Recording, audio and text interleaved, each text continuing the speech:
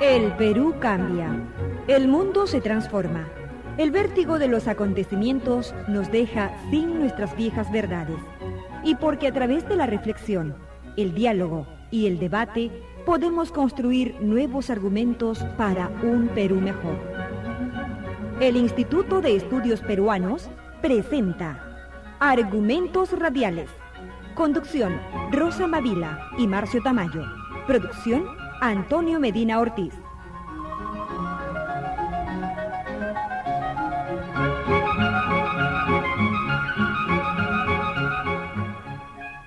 Muy buenos días, amigos.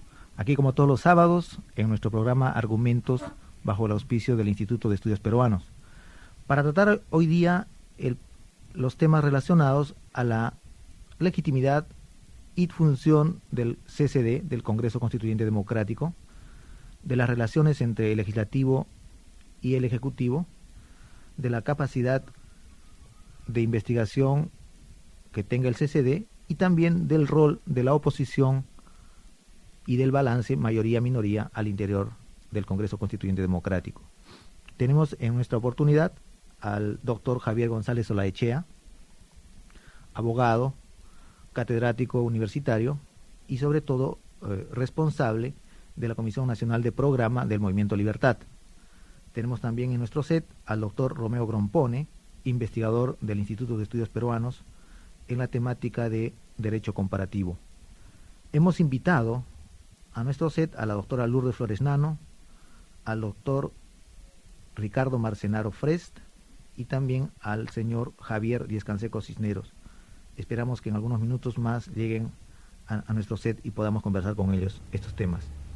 Para comenzar, le pediríamos al doctor Romeo Grompone que nos haga un balance latinoamericano sobre el tema de la reelección presidencial que, como sabemos, está siendo eje del debate al interior del CCD. Doctor Grompone, adelante. Bueno, buenos días. El primer problema es que realmente el tema de la reelección presidencial en el anteproyecto original presentado para la discusión de la ciudadanía no ha sido puesto en debate, sino se ha postergado. Me parece que si se quiere generalizar un debate sobre el contenido de los nuevos dispositivos, debiera haber estado incluido para, de esa manera, que la ciudadanía pudiera pronunciarse y que un tema tan importante no estuviera sujeto a razones de oportunidad política, cuándo presentarlo o cuándo no presentarlo. Si nosotros analizamos en América Latina, encontramos que solo la República Dominicana es el único país que contempla la reelección presidencial inmediata para de un periodo al otro. Hay constituciones que establecen que el presidente solo puede ser reelecto pasado un periodo presidencial. Hay otras, como la de Venezuela, que solo le permiten pasado 2 periodos. Cada periodo en Venezuela dura 5 años y serían 10 años en total para que un nuevo presidente sea reelecto. Y hay casos como el de México, el de Costa Rica y Ecuador, que literalmente está prohibida la reelección presidencial. Es más, si nosotros analizamos históricamente la experiencia mexicana y la Revolución Mexicana, que con todos sus defectos creó las instituciones del Estado moderno, el eje fundamental de la movilización fue la reelección, la no reelección presidencial. Y esto porque toda la experiencia del siglo XIX indica que prácticamente no hubo presidente que se propusiera ser reelecto que no lo consiguiera. Y esto por las características con que han funcionado nuestros sistemas políticos, que han sido y siguen siendo fuertemente caudillistas. El presidente concentra en nuestros sistemas políticos demasiados poderes, es decir, tiene no solo capacidad de gobernar la gestión pública, tiene iniciativa legislativa privativa en materias de leyes sobre impuestos y presupuestales, y además tiene una cierta tendencia que el propio sistema empuja a considerarse como el representante de la unidad nacional. En efecto, lo que ocurre es de que es cierto que los legisladores, como el presidente, son ambos electos por votación nacional o por votación de la ciudadanía, pero normalmente el presidente asume que sus votos tienen como una calidad superior al de los representantes. Es el que, como se dice en la Constitución peruana, aún la del 79, quien personifica la nación. Y la tendencia va a ser la de considerar que sus intereses son los del país, contrastando con los particulares, sectoriales, limitados, interesados de los representantes parlamentarios, que según los sistemas pueden ser unicameral o bicameral. Si además nosotros agregamos que en muchos países como el peruano funciona el sistema de la doble vuelta, la tendencia casi diría psicológica inevitable en muchos de ellos es pensar que no es electo por 25, 27% de los votos, sino por el 50 o más que recibe en la segunda convocatoria a elecciones. Entonces, esto lo hace sentirse no solo un árbitro de la relación de poderes, sino el que tiene que tomar el peso decisivo. A esto, y para terminar esta pregunta, debiéramos agregar que últimamente están surgiendo en América Latina, por todas las consecuencias complejas de explicar, crisis económicas, crisis de representación de los partidos, líderes políticos que surgen por fuera del sistema tradicional. Esos líderes políticos van a ser no solo desconfiados de los partidos, sino que van a desconfiar de cualquier proceso de fiscalización, puesto que fueron elegidos por movimientos inestructurados, en cierta manera sorpresivamente, y como además no tienen control de organizaciones políticas que le marquen ciertas pautas de su actuación, no van a tener, como decía la otra vez el doctor Nogueira en este mismo programa, vocación de alternancia política. Van a ser fuertemente antipartidarios y van a estar muy sujetos a la idea de que son ellos y el entorno de los técnicos que lo rodean los que tienen que tomar las decisiones. Tanto que un prestigioso cientista político argentino, Guillermo Donel, está hablando de que estamos pasando de una etapa de democracia representativa a la etapa de las democracias delegadas, o sea, a la idea de que ya no es el presidente, no se asume como representante del cuerpo electoral, sino como un hombre providencial que, rodeado de un entorno reducido de técnicos que no fueron elegidos por nadie y que tampoco son conocidos por la ciudadanía ni tienen que rendir cuentas para ello, son los que finalmente deciden sobre los destinos de la nación. Por lo tanto, si la reelección en un sistema presidencial es por principio desaconsejable, mucho más lo es dadas las características de desestructuración y crisis que están pasando a la mayoría de las democracias de América Latina. Gracias, doctor Romeo Grompone. Justamente en relación a lo que usted expresa, que tiene que ver con las características de los populismos en América Latina, que de alguna manera representan, como usted bien lo expresa, movimientos desestructurados, queríamos preguntarle al doctor Javier González Olaechea cuál es su punto de vista respecto a la aparente discordancia en la mayoría del Congreso Constituyente Democrático respecto al cauce procesal, si se quiere plantear así la pregunta que se le daría a la pertinencia o no de la consulta popular en relación al tema de la reelección presidencial. El día de hoy nos informábamos que un sector de constituyentes adscritos a la mayoría en el CCD estarían opinando porque no haya referéndum, es decir, no haya ningún mecanismo de consulta popular en torno a los temas de reelección presidencial y pena de muerte, sino que digamos que su aprobación se cursara dentro de los parámetros globales de la aprobación del texto de la nueva Carta Proposicional Constituyente. ¿Cuál es el punto de vista del Movimiento Libertad sobre estos temas? ¿Requerirían temas de tal gravitación para la vida política nacional, de todas maneras, un mecanismo previo de consulta popular? En primer lugar, muchas gracias por la invitación. A Radio Red, una vez más, que a veces se acuerda con bastante frecuencia de los que estamos en la oposición. Agradecemos pues esta oportunidad y a ustedes del Instituto por esta invitación. Una pequeña corrección en la presentación.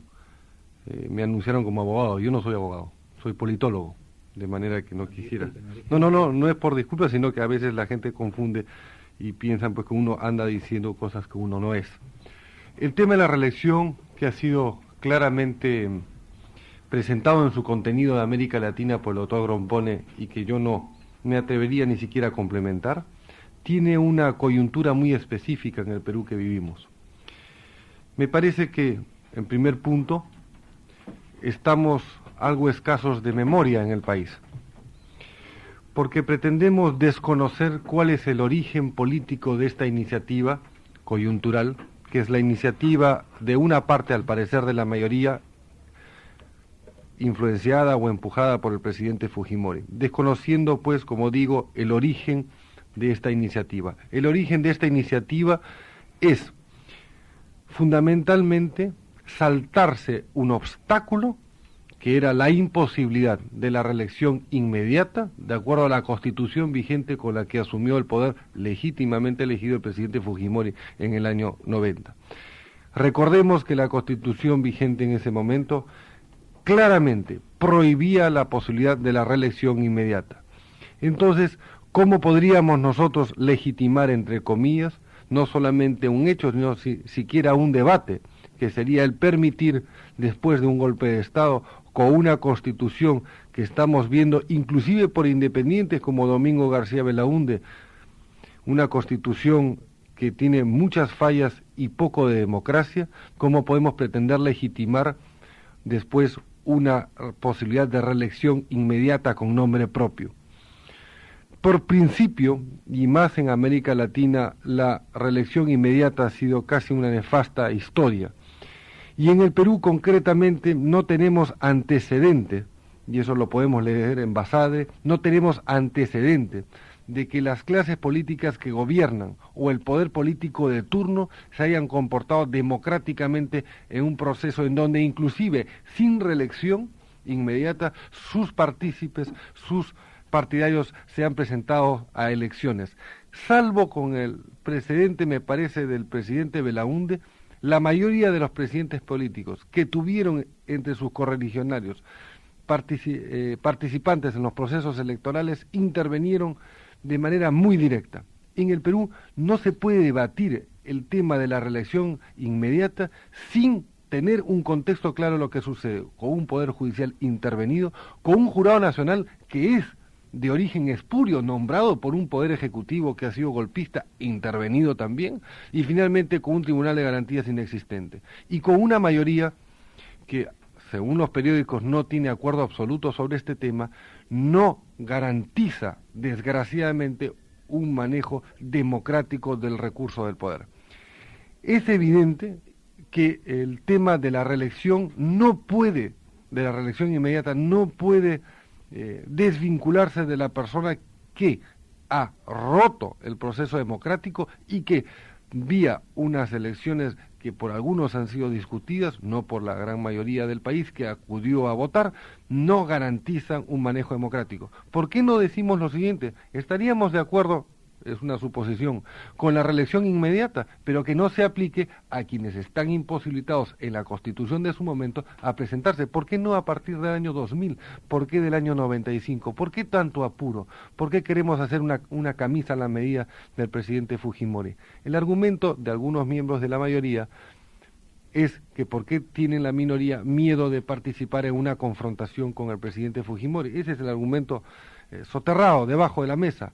No es cuestión de miedo o no miedo, sino es cuestión de que, por ejemplo, si vemos y concluyo la respuesta a esta pregunta, que hay malversación de fondos con el FONAVI, por ejemplo, para repartir por todo el país una suerte de regalos de carácter populista, y hay un uso desmedido de los recortes, de los resortes del Estado en favor de la creación de una imagen presidencial, es evidente pues que cualquier campaña presidencial estaría favorecida por esos instrumentos. No tenemos, pues, resumiendo, un antecedente democrático, no es posible legitimar un golpe de Estado con una reelección inmediata, y tampoco podemos hacer nosotros posible que esta reelección inmediata tenga nombre propio cuando no tenemos, bajo ningún punto de vista, con ninguno de los poderes independientes en el Perú, garantías para que esto sea un proceso democrático. Finalmente, yo pienso que la mayoría tiene una gran responsabilidad, no frente a ellos mismos, sino frente a quienes pueden pensar con muy buena fe, que son una buena parte de ellos, los miembros congresistas de la nueva mayoría, gente de buena voluntad. Tienen una gran responsabilidad a futuro, porque no se puede pensar que se va a construir democracia en el país en torno a una sola persona. La alternancia es el mejor sistema, y si no, que lo digan los países desarrollados. Muchas gracias. Tenemos ya aquí en nuestro set de Radio Red al doctor Ricardo Marcenaro, a quien agradecemos su presencia. Doctor Marcenaro, ¿cuál es la posición mayoritaria o de consenso? Porque parece ser que hay algunas voces que no están totalmente de acuerdo con la reelección presidencial inmediata. ¿Cuál es, en todo caso, desde su punto de vista, el enfoque sobre este aspecto?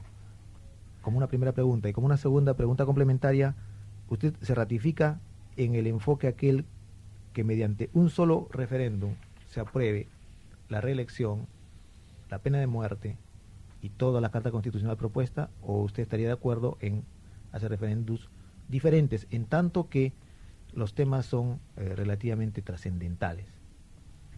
Correcto. En primer lugar, muchísimas gracias por esta cordial invitación. Discúlpeme los minutos de atraso. Un saludo a los señores que están aquí presentes. En relación a Nueva Mayoría Cambio 90, no existe un acuerdo sobre el tema reelección. Este es un tema que entre nosotros todavía no lo hemos conversado y no lo hemos discutido. Como ustedes saben, justamente hace pocos días hemos estado reunidos, el grupo de Nueva Mayoría y Cambio 90, en un hotel de Lima, para discutir los diferentes temas constitucionales. Debido a que estamos analizando toda la Constitución y todo lo que se ha hecho y todo lo que hay que mejorar y hay que perfeccionar, porque es un documento previo, no hemos llegado todavía a varios temas, entre los cuales está la reelección y la pena de muerte. Por lo tanto, no existe ninguna posición oficial de parte de nosotros con relación a este tema. Pero ¿cuál es su punto de vista particular, doctor, si eso es posible de ser expresado? Sí, la segunda parte de la pregunta, y voy a dar mi opinión personal, es si nosotros deberíamos llamar a un referéndum previo o no, y si nosotros hemos sido elegidos con limitaciones o no. Es decir, si cuando nosotros fuimos elegidos por el pueblo nos dijo, ustedes pueden cambiar una constitución, pero no pueden cambiar en determinados temas. Reelección, pena de muerte, unicameralidad o bicameralidad, etcétera. Y esto no fue así. Simple y llanamente nosotros hemos acudido a una elección en las cuales se nos dio facultades para hacer una nueva constitución. Recuerden ustedes que la propuesta nuestra era hacer una nueva constitución y la propuesta de ciertos grupos de oposición era simple y llanamente hacer algunas reformas. Nosotros proponíamos hacer una total nueva constitución. Por lo tanto, nosotros consideramos que ese voto que se nos otorgó no tiene limitaciones. No se nos dijo en ningún momento el pueblo, votamos por ti siempre y cuando aceptes ciertas modificaciones, pero eso sí, te impedimos hacer otras. Por lo tanto, creemos que tenemos plenas facultades para hacer todas las modificaciones que creamos necesarias, por primer punto. El segundo punto, ¿es necesario o no hacer un referéndum previo? Justamente en mérito a la explicación que he dado, y es mi opinión personal, consideramos que no debemos hacer un referéndum previo para establecer si es una cámara, dos cámaras, si hay pena de muerte o no hay pena de muerte y si hay reelección o no, porque en todo caso teníamos que hacer todas estas preguntas por separado, y creo que habrían otros 10 o 20 temas muy importantes de la Constitución que también se podrían consultar. En consecuencia, Pienso que no, que debemos hacer la nueva constitución y hay que salir a un referéndum para ver si es que la población está o no de acuerdo con esta nueva constitución. Reitero que esta es una opinión exclusiva y totalmente personal. ¿Qué opino yo, si yo estoy o no de acuerdo con la reelección? Quiero explicarles en primer lugar que yo no voté por el señor Fujimori cuando fueron las elecciones. En forma personal yo voté por el señor Mario Vargas Llosa, y lo digo públicamente porque así fue. Fui llamado en calidad de profesor universitario, no tengo ningún vínculo con el señor Fujimori, lo he visto 2 o 3 veces en toda mi vida, en simple y llanamente reuniones de tipo social. Sin embargo, estoy totalmente de acuerdo en que es posible poner la reelección en esta Constitución, y no pensando en el señor Fujimori, sino también pensando en todas las personas que pudieran venir en el futuro. Considero que al final es el pueblo quien decide si es que quiere o no reelegir a un presidente. Por supuesto que hay muchos matices en esto, ¿no es cierto? Algunos sostienen así es que habría que dejar un periodo, otros sostienen si solamente es una reelección inmediata y solamente por una vez, etcétera, etcétera, etcétera. Reitero que sobre esto no tenemos una posición aún formada. Bien, y estamos también aquí en Radio Red con el ex senador Javier Díez Canseco y secretario general del Partido Unificado Mariateguista. Senador, es conocida su identidad política en el escenario nacional. La pregunta es obligada, ¿cuál es su punto de vista sobre reelección presidencial, sobre alternancia y revocabilidad? ¿Considera que son elementos fundamentales que caracterizan un ordenamiento democrático, constitucionalista en el país? En primer lugar. Y en segundo lugar, ya que es conocida también su posición política, quisiéramos preguntarle cuál es su balance del trabajo de la minoría en tanto oposición en el Congreso Constituyente Democrático. La pregunta es pertinente porque fue conocida la posición del Partido Unificado Mariateguista respecto a la improcedencia de la participación en el CCD, señalándose los límites que tal participación pudiera tener para la construcción de un espacio de oposición legitimado en el país. Senador, la radio es suya. Gracias. Aparte de agradecer la invitación, yo quisiera entrar a la respuesta a la pregunta haciéndome una pregunta. ¿Por qué estamos discutiendo esto tan rápido? ¿Por qué estamos discutiendo una constitución que ni siquiera tiene numeración, que no está completa, que no tiene ni los títulos ordenados? ¿Por qué? ¿Qué está pasando en el país por la cual estamos entrando a esta velocidad a la discusión de un material que ni siquiera está terminado y que ha sido publicado sin terminar? Para mí hay 2 respuestas a esa pregunta. La primera se llama Rodolfo Robles Espinosa, y se llama denuncia de existencia de un grupo paramilitar al interior del comando del ejército y del grupo que rodea al gobierno, responsabilizado, según el general Robles, de los hechos ocurridos en La Cantuta, en Huancayo y en otros lugares, en Barrios Altos, en fin. Yo creo que la velocidad de la publicación de un material incompleto, que no tiene coherencia adecuada, que no tiene ni siquiera numeración, es una forma de girar la discusión del país de una cosa a otra, es sacar el tema de la existencia de este núcleo denunciado por Robles y la investigación del mismo de la discusión del país. Y la segunda razón para mí de esta velocidad es el tema de la reelección del señor Fujimori. Yo creo que la caída en las curvas de popularidad del señor Fujimori, los niveles de deterioro en la popularidad de las instituciones del régimen del señor Fujimori, aceleran la necesidad de resolver determinados temas para tratar de darle continuidad, permanencia al grupo que hoy está controlando el poder en el país. Entonces, para mí hay una motivación política central en este terreno, y está vinculado, en esto entro a la pregunta, al tema de la reelección. Yo creo que el tema de la reelección es uno de los temas centrales del por qué llamaron a la llamada Asamblea Constituyente. Y creo que uno de los objetivos del inicio en este terreno ha sido la permanencia en el poder del núcleo que hoy gobierna. Un régimen cívico-militar con una fuerza armada o un grupo al interior de la fuerza armada que tiene el control de las cosas, que tiene una fuerte presencia política, un gran centro de decisión y que quiere, en alianza con determinados grupos de interés, fundamentalmente, en mi opinión, los grupos financieros, junto con el núcleo que rodea al señor Fujimori y a él mismo, permanecer en el poder. Yo creo que el tema de la reelección no es un tema de principio, es un tema abstracto. En América Latina y en el Perú es un tema que se resuelve mirando la historia. Yo comparto que los pueblos tienen el derecho a decidir si quieren o no reelección. Pero miremos qué cosas han significado en el país todos los gobiernos que se han extendido en el tiempo. Todos han significado autoritarismo, todos han significado corrupción, en todos se ha formado una pequeña corte alrededor del poder que ha lucrado de ese poder, y todos han buscado, para mantenerse en el poder, para reproducirse, los mecanismos más diversos, de violencia, autoritarismo, mal manejo de fondos públicos, clientelaje político, etcétera. Exacto. Entonces, todos estos temas para mí son centrales, porque la historia peruana nos muestra una cosa. Puede ser que en Estados Unidos pueda haber reelección inmediata una vez, puede ser, pues Estados Unidos es Estados Unidos, el Perú es el Perú, ¿no es cierto? Hay que medir que son idiosincrasias distintas, regímenes distintos y poderes distintos de las fuerzas sociales. Entonces, yo personalmente en este terreno no soy favorable a este mecanismo y creo además que no está siendo discutido en este país como un problema de principios. Está siendo discutido como un problema político concreto inmediato. La reelección tiene un nombre y se llama Alberto Fujimori Fujimori. Ese es el tema central. Cuando la reelección era Alan García o no Alan García, mucha de la gente que ahora está por la reelección está completamente en contra. Como ahora ese sector o algún de esos sectores está en el carro oficial, entonces está a favor de la reelección.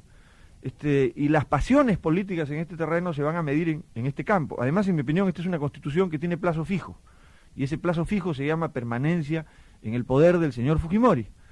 Como muchas de las constituciones que se han manejado en este país vinculados a regímenes autoritarios, han vivido lo que ha vivido el régimen. Termino con el último aspecto, cómo comparo el asunto y cómo lo veo. Naturaleza de oposición y si valió o no la pena participar en el CCD. Así es. Yo creo que la constitución que tenemos frente a nosotros es una constitución que ha modificado radicalmente una serie de derechos de la población, y los ha modificado en la gran mayoría de los casos, con excepción del tema, en mi opinión, de los elementos de democracia directa que se han abierto, el tema referéndum, ¿no? Y otros en el país, que en mi opinión son secundarios. En lo general ha modificado la Constitución para recortarle derechos a la gente. Ha recortado derechos sociales, ha recortado responsabilidades del Estado frente a la sociedad, ha recortado posibilidades de que el Estado intervenga como un ente regulador, equilibrador de una serie de injusticias al interior de la sociedad, ha dejado todo librado a los grandes poderes económicos que hacen el manejo de la situación, ha creado un poder aparte de los militares, un coto privado, que ahora tendría su fuero exclusivo para juzgarse a sí mismos, manejaría encerrado en sí mismo los ascensos y las promociones, etcétera. Ha generado un poder fuertemente centralista, eliminando los gobiernos regionales y distribuyendo como caramelo la idea de que en los municipios vamos a hacer democracia, como si la discusión del tema de qué se hace con la basura, con las áreas verdes locales, fuera el centro del poder. Yo creo que los municipios deben tener más poder, por supuesto, ¿no es cierto? Pero creo que no se puede ocultar que el poder central del país no puede ser manejado desde el municipio. Creo que la Constitución tiene una serie tremenda de limitaciones para los derechos y las perspectivas de las mayorías nacionales. Y por eso creo que su trabajo general es un trabajo que genera, para ponerlo en una frase, una Constitución para un pueblo sin derechos. Y eso me parece a mí grave. ¿Esto era previsible? Yo creo que sí era previsible. Y por eso, porque era previsible, nuestro planteamiento fue no darle legitimidad a este proceso que estaba marcado por una serie de irregularidades y no participar. Yo creo que los hechos ocurridos con el general Robles Espinosa y la comisión investigadora de lo de la Cantuta llamaba a definir si el Congreso tiene un poder de fiscalización o no. Yo creo que ha quedado claro que la mayoría ha decidido que no lo tenga, ¿no? Y esto para mí era una condición importante de un Congreso y posibilidad de repliegue o retiro del mismo. pero además esto anunciaba el tema de la nueva Constitución. Bien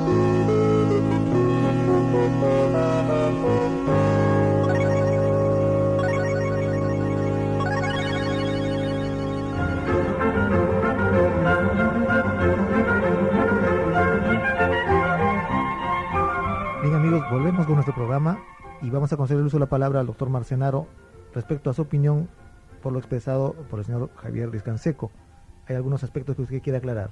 Sí, muy breve. Simplemente para decir que así es, aquellos grupos políticos que consideraron que no debían participar en las elecciones no lo hicieron, y me parece muy bien que no todos deseen participar en una elección. Sin embargo, ahora lo que ocurre es que muchos de los grupos que se quedaron fuera dicen, no, hay que hacer dos constituciones, una aprobada por la mayoría y otra aprobada por la minoría, y hay que someter esto. Recordemos que nunca ha existido esto en el país. Simple y llanamente el pueblo elige a un grupo, desgraciadamente o afortunadamente para otros ha ganado un grupo, tiene la mayoría dentro del Congreso, y entre todos se va haciendo la Constitución. Si ustedes ven la documentación que ha salido publicada y ven la cantidad de artículos que salen por consenso, verán que la mayor parte de los artículos han sido aprobados por consenso. Si ustedes comparan esta propuesta con las que dicen que eran las propuestas originales de Nueva Mayoría Cambio 90, verán que son diametralmente diferentes en muchísimas instituciones y conceptos. En consecuencia, esta es una constitución producto del consenso, en el que es lógico que la mayoría tiene mayor parte de artículos puestos en ella. Esto es lo lógico, para eso ha sido elegida. Lo raro sería que la mayoría renuncie a su mayoría y diga no, que la minoría haga la constitución, lo cual sería traicionar al voto popular. Pero recordemos que, reitero, que este es un borrador, por así llamarlo, es una preconstitución que todavía va a ser discutida, mejorada y ampliada. Y la razón por la cual no tiene artículos puestos en forma correlativa es porque, tal como fueron aprobados los diferentes capítulos, han sido publicados por el Diario Oficial El Peruano. Recién en este momento está trabajando el grupo de redacción y está ordenando los artículos, por cuanto desde un comienzo se dijo que se iba a trabajar con el esquema de la Constitución del 79, pero luego se iba a poder reestructurar los capítulos de una forma diferente. Al doctor Javier González Olaechea, quisiéramos preguntarle, ¿considera que el debate de la nueva Constitución es aún prematuro? ¿Este CCD tiene aún legitimidad después de la práctica imposición del fuero militar como el único fuero pertinente para los poderes de investigación y de fiscalización sobre las funciones de algunos representantes de la estructura castrense en el país, o estamos viviendo una clásica situación de impunidad, ¿no? ¿Cuál es el punto de vista sobre el CCD en relación a la autonomía o no del fuero militar para el Movimiento Libertad? En primer lugar, el doctor Marcenaro, representante de la mayoría en esta mesa, afirmó que la Asamblea Constituyente, o el bien llamado CCD, no tenía limitación alguna, y que sus facultades constituyentes, así como legislativas y fiscalizadoras, no tenían parámetro. Yo quisiera recordarle que la primera ley constitucional que aprueba el Congreso Constituyente, me parece, declara en vigencia la Constitución del 79 en todo lo que no se opone al Estatuto del Gobierno de Reconstrucción y Emergencia Nacional, el estatuto que pretende darle un marco jurídico al golpe de Estado del 5 de abril. Vale decir, para todo lo que la mayoría o el Congreso no quiera darle la contra a Fujimori, es válida la aprobación o la opinión del CCD. Todo lo demás está limitado, incluso por una propia autocastración del CCD, a ciertas facultades limitantes. La segunda apreciación sobre este tema es que evidentemente la facultad o soberanía o autonomía del Congreso Constituyente no está cuestionada, es inexistente. ¿Por qué? Por dos razones. En primer lugar, por esta nueva ley apurada a raíz del asunto Robles, mediante la cual el proceso de investigación de la Cantuta y todos los que vinieren a futuro, todos, sin excepción, no pueden ser investigados si han sido previamente o paralelamente o posteriormente, porque cabe la mayoría para interpretarlo, la Corte Militar ha intervenido en el proceso. Quiere decir que ni siquiera se podría establecer ya no responsabilidades penales, porque las comisiones fiscalizadoras o investigadoras del Congreso no las tienen en ninguna parte del mundo, sino siquiera la facultad o la responsabilidad política de los jefes de sectores, que en este caso tampoco, según esta nueva ley, pueden ser investigados. Pueden ser llamados, pero el proceso sigue por otro lado. Y en segundo motivo, por el cual yo creo que el Congreso Constituyente no tiene autonomía, es porque depende umbilicalmente del Poder Ejecutivo, por muchas razones. Por razones de tipo genético. Su nacimiento depende del señor... medio lombrosiano. Depende de Fujimori. Cuando el 5 de abril se produjo el golpe de Estado, el señor Fujimori dijo que iba a crear una nueva democracia, en donde los representantes al Parlamento serían elegidos por las bases. Yo le preguntaría, con el respeto que me merece un catedrático, al doctor Marcenaro, ¿qué bases lo eligieron a usted o qué bases eligieron a los miembros del oficialismo para postularle una lista? No existe, pues, una representatividad, sí en el voto, pero no originaria. Y seamos sinceros, si queremos construir una democracia estable en el país, que proyecte al país hacia un desarrollo, tiene que ser sobre unas características democráticas, con un Congreso que sea soberano, que sea realmente soberano. Y no solo quiere decir que la mayoría abdique sus facultades de mayoría, pero si vamos a ponernos, ya que el doctor Marcenaro nos propone hacer un balance sobre lo que aprobaron, la cantidad de artículos versus la calidad de artículos de los que proponía Cambio 90, vemos que todos los temas neurálgicos de la propuesta política del presidente Fujimori, la relación inmediata, el control del Ejecutivo sobre el Legislativo, la casi desaparición de la resistencia de la sociedad vía los derechos sociales, una serie de iniciativas por parte de la autonomía del Poder Judicial, vía esta comisión nombrada ad hoc, donde hay mucha gente respetable, pero que desgraciadamente le hace la comparsa palatina a Fujimori. Vemos pues que todos esos temas principales, claro, se van a debatir, pero a la hora, a mano alzada se van a aprobar. Y entonces, el doctor Marcenaro nos pregunta, ¿cuál sería la legitimidad de la oposición, aquellos quienes están y quienes no están, o no estamos en el Congreso, para presentar una nueva constitución, una alternativa? No existe precedente histórico. Es correcto lo que dice el doctor Marcenaro. Tampoco existe impedimento. Yo le diría, tampoco existe pues precedente histórico para muchas cosas de las que bien o mal, según algunas opiniones, ha hecho el presidente Fujimori. ¿Por qué le corremos a la posibilidad de presentar una constitución alternativa? ¿Realmente que sea democrática? Señor ¿O es González, que acaso disculpe, sí? ¿Usted estaría de acuerdo entonces Por con supuesto, hacer una por supuesto, no solamente estamos... ¿Usted le recomienda a la oposición No le que recomiendo haga una sí. comisión, No, yo no estoy en la facultad ni tengo, digamos... ¿Qué le recomendaría usted a la oposición? Yo tengo que ser un poco menos soberbio, si cabe la palabra. Yo no le voy a recomendar nada a la oposición. Si yo tendría que hablarle al oído a algunos miembros de la oposición, les diría, salgan del Parlamento, porque están haciendo algunos de ellos el ridículo. Pero en todo caso, señor González Olechea, yo sí estaría de acuerdo con una constitución alternativa, que no es, dicho sea de paso, una propuesta solamente de Javier, sino que se ha discutido en algunas reuniones ya no tan, ocultas, como parecieron que podían haber sido de miembros de la oposición, y presentar una alternativa, una constitución mucho más democrática, una constitución que garantice la independencia de poderes, que garantice la soberanía del poder legislativo, que proscriba de una vez por todas esa suerte de marco legal exclusivo a favor de los militares y toda una cúpula de sinvergüenzas que están alrededor de ellos, en donde sí se permite la impunidad y se restablezca la independencia con este poder judicial o con el que venga, pero realmente facultades investigadoras para el Congreso, facultades investigadoras para el Poder Judicial, y que no estén pendientes de un hilo, porque no nos olvidemos que todos los vocales de esta Corte están con carácter provisorio.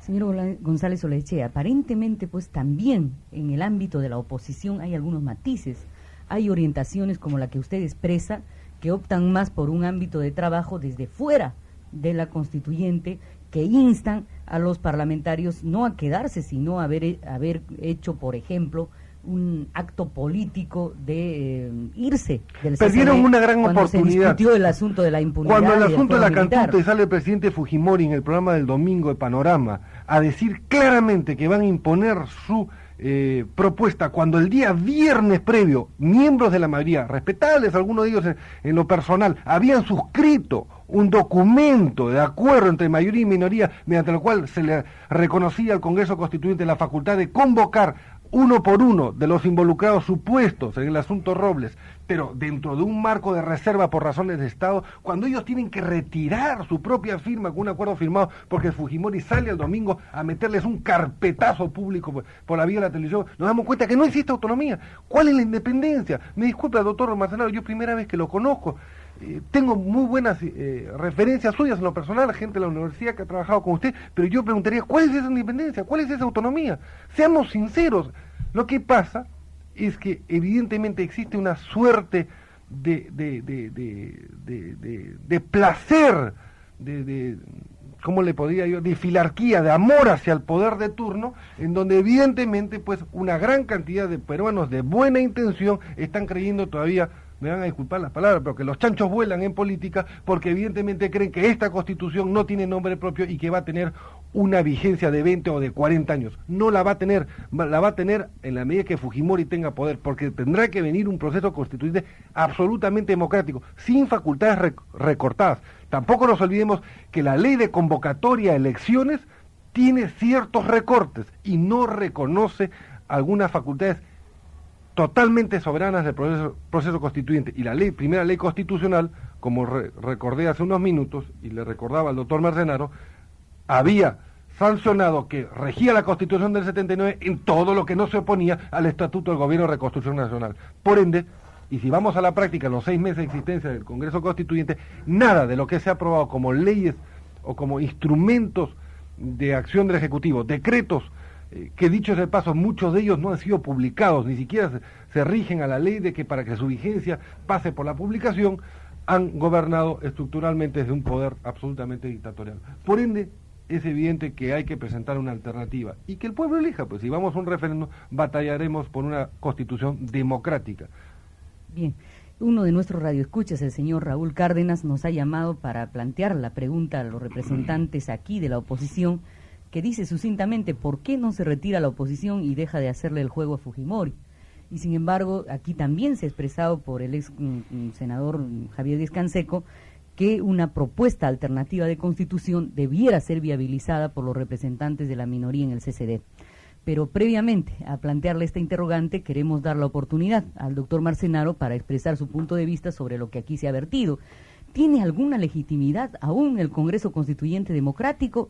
La pregunta de alguna manera es pertinente. Me permite hacerle una repregunta. Es que la pregunta no se puede preguntarle a un representante que es una persona muy respetable, según entiendo yo, en el foro universitario, si tiene independencia. Le va a contestar que sí. Pregúntele cómo la van a ejercer. Permítame, ¿Cómo? Es que yo quiero... ¿Cómo van a ejercer esa autonomía, yo quiero esa redondear la independencia? pregunta señalando el tema de la relación entre el Poder Constituyente y el Fuero Militar. ¿No cree, señor Marcenaro, que la abdicación frente a al poder del Fuero Militar deslegitime el Poder Constituyente? Sí, en primer lugar, veo que está dirigiendo el programa es el señor González Olaechea. No, doctor me da Marcenaro, la está impresión, dirigiendo el programa pero, quien le plantea la pregunta. Bueno, pero el tema de fondo es el siguiente. Y yo reconozco que en la alianza que tuvo el Movimiento Libertad con Acción Popular, el PPC, tuvieron un gran fracaso en toda la actividad con relación al terrorismo. Recordemos lo que era la actividad del terrorismo y el gran error que tuvieron los gobiernos anteriores. Recordemos cuando el señor Villanueva iba a visitar al señor Polay. Es decir, había toda una estrategia antiterrorista que evidentemente no estaba bien llevada. Debemos reconocer que gracias a este régimen es que hoy día estas cosas han cambiado. Y hay que reconocer también el mérito, a pesar de que se quiera darle todo el mérito a un señor que por supuesto tiene grandes condiciones como el general Quetín Vidal, es realmente el esfuerzo fundamentalmente de una decisión política. Como todos los militares hoy día reconocen, este es el producto de una decisión política. En consecuencia, lo que está haciendo el Congreso hoy en día es dándole todas las posibilidades a este tipo de acciones para que continúen teniendo éxito. Nosotros comprendemos que aquellas personas que se han quedado fuera de todo este sistema, porque así lo decidieron y respetamos su decisión, hoy día vengan a llamar de sinvergüenzas y a insultar. Desgraciadamente no es mi forma, yo soy un maestro universitario que jamás recurro a los insultos personales, tengo el mayor respeto por todas las personas con las cuales converso, pero sí reconozco que he aprendido a conocer lo que son los institutos armados, a respetar sus sistemas, y en consecuencia nosotros lo que queremos es apoyar a que estos institutos armados en coordinación con todo el pueblo, porque hoy día todo el pueblo está cooperando y colaborando en esto, si no hubiera sido imposible capturar a la cantidad de personas que se están capturando. En consecuencia, este éxito se debe, así es, a la unidad que hemos conseguido las Fuerzas Armadas con el Ejecutivo y el Legislativo. Y así es, y no nos sentimos apenados de ellos, al contrario, nos sentimos orgullosos que por fin en el Perú se haya conseguido que esa gran diferencia que había entre los institutos armados y la civilidad, como se le llamaba, hoy en día nos sentimos que tenemos una meta común, que es pacificar al país y conseguir el desarrollo, que es lo que todos buscamos. Ahora, hay dos formas de conseguirlos. Una forma es tratar de insultar a los institutos armados, boicotear el sistema, etcétera, etcétera, etcétera, no entrar en el sistema y luego pretender que sí quieren participar en la Constitución, y otras personas que nos estamos jugando, así es, estamos haciendo un gran sacrificio.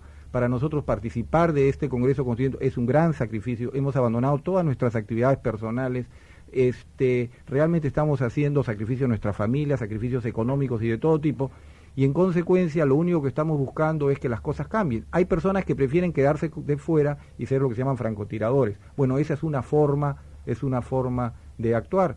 Y así es, hoy día la extrema derecha y la extrema izquierda se han unido en esta campaña para conseguir estos fines. Nosotros seguiremos luchando porque lo que queremos es la transformación del país a través de sistemas pacíficos y podemos demostrarlo palpablemente que a través de la política actual esto se está consiguiendo, con los errores y defectos que se puedan cometer y que todos reconocemos, pero que sin embargo el resultado es positivo en el balance.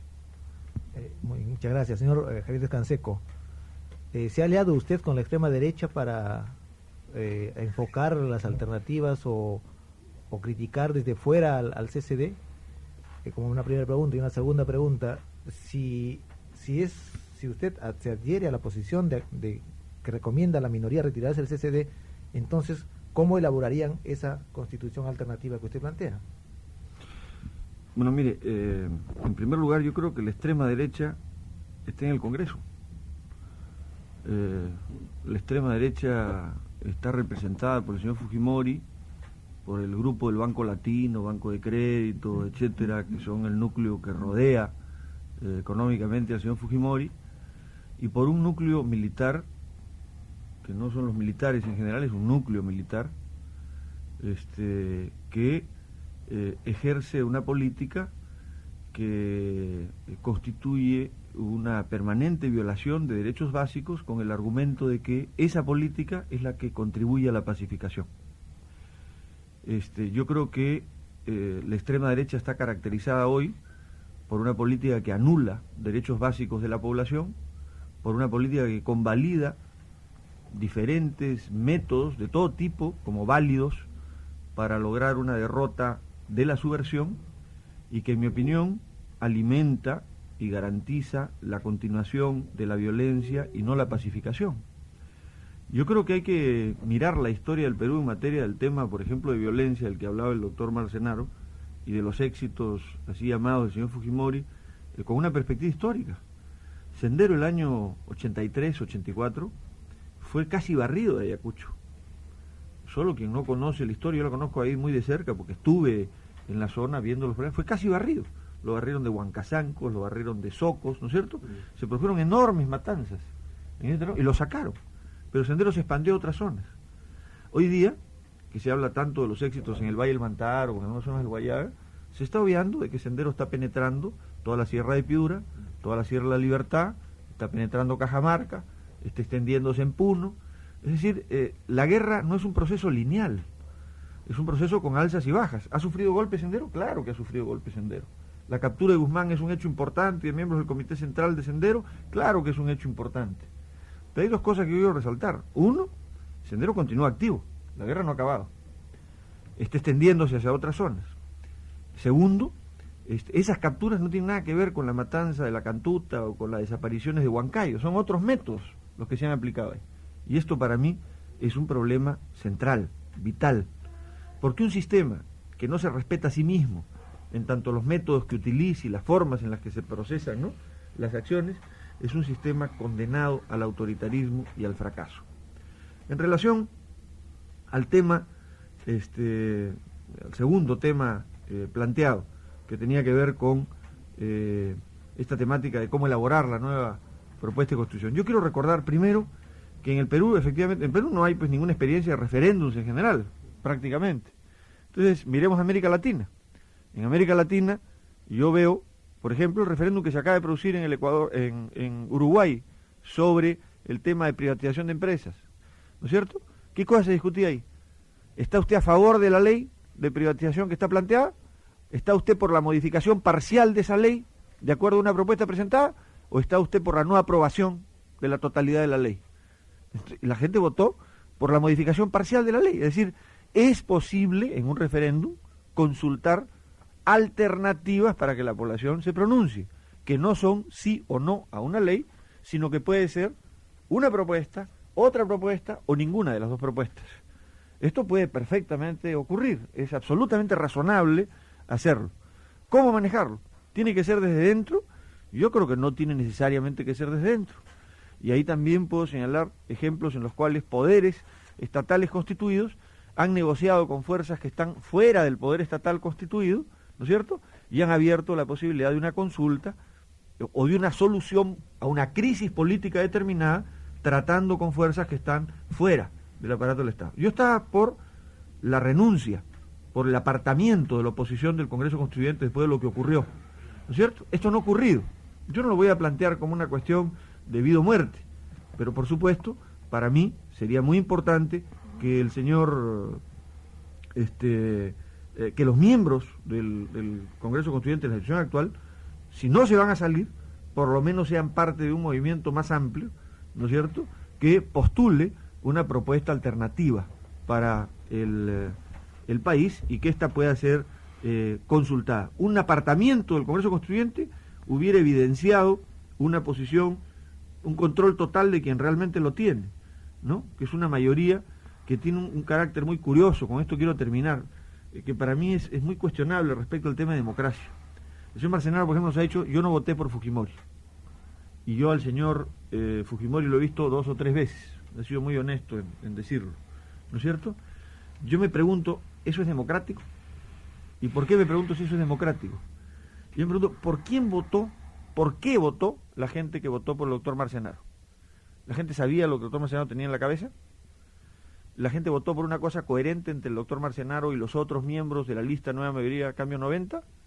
Es decir, la democracia consiste en votar por algo, ¿no es cierto? No solo votar por una persona, votar por algo, una propuesta. ¿Cuál era la propuesta?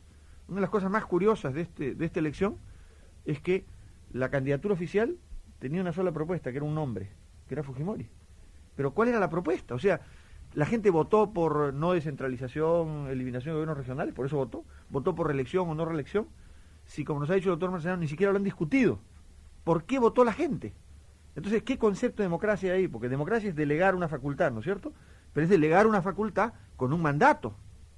Entonces, ese mandato se ejerce arbitrariamente. O sea, no es elegir personas, es elegir mandatos, la democracia, para que realmente el mandatado cumpla con lo que el mandatario, el elector, le está determinando.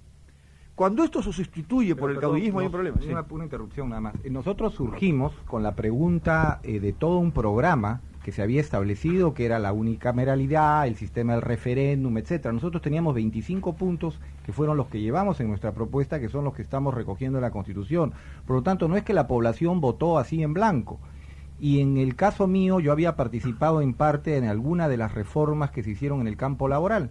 Y en consecuencia, esa era parte, yo quería continuar con toda la reforma laboral, que por cierto la izquierda está en total desacuerdo y respeto el desacuerdo, y quería continuar con esta reforma laboral en la medida que había sido presidente de la comisión de asesores de Carlos Torres y Alfonso de los Heros en el ministerio. En consecuencia, teníamos todo un programa que desarrollar, y esa era la propuesta que llevé, y quienes han votado en mayoría por mi candidatura han sido justamente gente universitaria, gente que me conoce y que sabe exactamente cuál era la propuesta. Desde el campo político, era todos estos 25 puntos que eran la base de nuestra propuesta constitucional, y desde el punto de vista personal era la continuación de la reforma laboral, y así cada uno de nosotros llevaba este mismo mensaje, los 25 puntos básicos, y luego ya cada uno en su propia especialidad alguna de las consideraciones que consideraban importantes. Para terminar, ¿no? Hay una cosa muy concreta. En esos 25 puntos básicos estaba la eliminación de los gobiernos regionales, en esos 25 puntos básicos estaba fuero militar exclusivo para militares, en esos 25 puntos básicos estaba no ratificación de ascensos por el Congreso Nacional, en esos 25 puntos básicos estaba posibilidad del presidente de disolver el Congreso, en esos 25 puntos básicos, ¿qué estaba en esos 25? Estaba la eliminación de la gratuidad obligatoria de la enseñanza pública. Es decir, ¿qué estaba en esos 25 puntos básicos? Y yo digo, cantidad de estos problemas no estaban en esos 25 puntos básicos. Entonces, se está decidiendo sobre asuntos distintos de esos 25 puntos básicos y la población no solamente no ha sido consultada, ni siquiera está informada. Y quieren sacarle dentro de 45 días, ¿no es cierto?, la promulgación de la Constitución el 28 de julio y una consulta en agosto, ¿no?, donde todo el mundo va a votar por quién. Fujimori sí, Fujimori no. Esa va a ser la votación. Así se vota una Constitución. Y yo creo que este es un problema central que tiene que poner a los medios de comunicación y a programas como este en la acción que está precisamente desarrollando, que es tratar de informar al público sobre lo que esté en discusión verdaderamente y los objetivos que tenemos. Y bien, brevísimamente dejaríamos la palabra al doctor Romeo Grompone del IEP para expresar sus puntos de vista. Bueno, yo creo que hay tres malentendidos o puntos no bien explicitados en la discusión.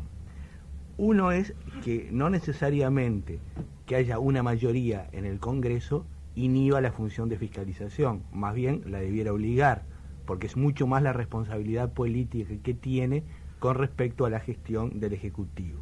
En segundo lugar, no es uno de los atributos de la democracia es que tiene que buscarse fórmulas de concertación y conflicto, y aunque tendencias políticas que puedan tener posiciones opuestas en materia económica y social, no quiere decir de que no puedan llegar a determinado tipo de acuerdos, y eso es bueno para un sistema democrático y no un hecho contraproducente. Y la tercera reflexión que quiero hacer es que en la Constitución actual, curiosamente, los institutos de democracia directa están establecidos con una gran imprecisión. Dice que por ley orgánica se va a establecer lo relacionado con iniciativa legislativa, revocación de autoridades y rendición de cuentas. Pregunto, ¿no es posible, si hay una voluntad política de discusión y debate constitucional que sea a través de iniciativa popular, que se pueda presentar un proyecto de constitución alternativa y a partir de ahí generar una discusión más amplia?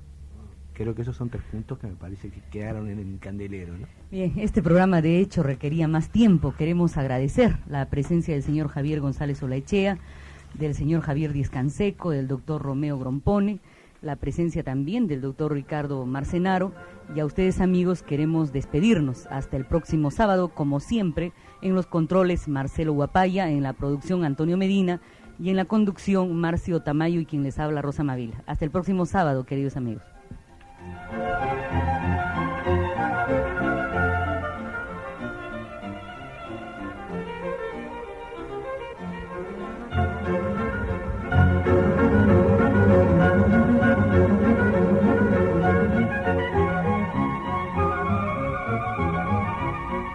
Fueron 60 minutos de argumentos radiales.